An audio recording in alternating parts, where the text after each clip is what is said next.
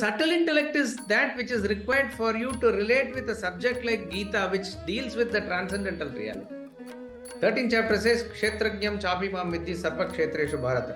This statement you can translate, but to understand the depth of the statement, you need some training, some thinking. Unless otherwise you are inclined towards this, it will not strike you.